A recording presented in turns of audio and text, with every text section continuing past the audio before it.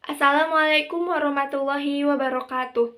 Para pangjejer sareng pamilon anu kusim kuring dipika hormat, puji sinareng syukur hayu sami-sami urang sanggakeun ka kehadirat Allah Subhanahu wa taala. Kumargi dina ieu waktos urang masih diperuk-perukan mang pirang-pirang kanikmatan, dugi urang sadaya tiasa kempel dina ieu kesempatan dina kaayaan sehat walafiat. Teu hilap, sholawat sareng salam hayu sami-sami urang sanggakeun ka junjungan urang sadayana Nabi Muhammad sallallahu alaihi wasallam, ka para kaluargina, ka para sahabatna, tuk dugi ka urang sadayana salaku umatna dugi ka akhir zaman. Amin ya robbal alamin. Tepangkeun rasa abdi pun piaju pian istiqomah simkuring ngagem pancen janten panumbu catur teu hilap ngahaturkeun nuhun ka para pangjejer sareng pamilon anu saparantos keur sahadir dina ieu kasempatan kanggo ngadiskusikeun sareng medharkeun ngeunaan PPKM. Kukituna hayu urang buka ieu sawala ku awasan basmalah sesarengan. Bismillahirrohmanirrohim. Para hadirin sadayana sarta acan nincak kana acara salajengna simkuring seja nepangkeun para pangjejer anu bade kadugikeun kamandangna nyaeta Ibu Yelija salaku guru basa Sunda kelas 11, anu kadua nyaeta Ibu Iis salaku guru geografi kelas 11 sakaligus wali kelas 11 IPS 1. Para hadirin sadayana, supados urang neleman ngeunaan jejer anu bade kurang sadayana bahas, hayu urang regepkeun kamandang ti para pangjejer. Kukituna sumangga ka Ibu Yelija kanggo ngadugikeun kamandangna. Hatur nuhun ka Ibu Yelija anu tos ngadugikeun kamandangna.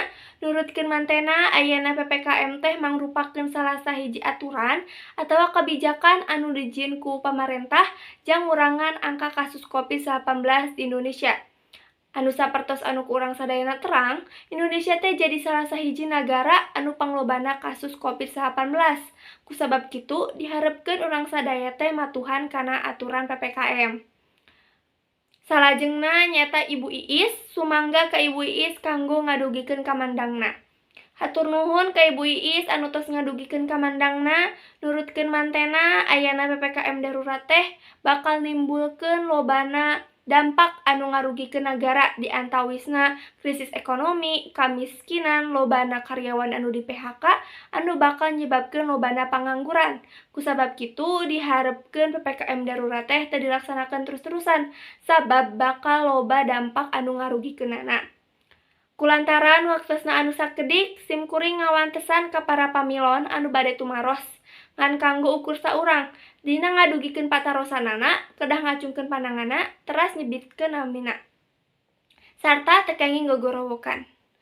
Hatur nuhun ka Haipa anu tos ngadugikeun ka patarosanana anu eusina kirang langkung kumaha solusi ti pamarentah ambeh angka kasus COVID-19 di Indonesia turun sehingga urang sadaya moal ngarasakeun dampak ti PPKM. Sumangga ka Ibu Yelija kanggo ngawaler patarosanana. Hatur nuhun ka Ibu Yelija anu tos ngawaler patarosanana anu eusi walerna nyaeta pamarentah nuju ngusahakeun ambeh angka kasus COVID-19 di Indonesia turun ku diayakeunna program vaksinasi. Kusabab kitu warga negara Indonesia anu umurna di luhur 12 tahun diwajibkeun ngalakukeun vaksinasi. Teu karaos di acara teh tos rengse, alhamdulillah ieu acara ti kawitna dugi ka rengsana teh kalayan lancar. Kusabab kitu hayu urang tutup ieu sawala teh ku awasan hamdalah sasarengan. Alhamdulillahirabbil alamin. Simkuring salaku panumbu catur sareng sapara kancang haturkeun nedah hapunten bilih aya cariosan anu teu ngeunah kana manaha teh sadayana. Mung sakitu ti simkuring hatur nuhun atas perhatosanana. Wassalamualaikum warahmatullahi wabarakatuh.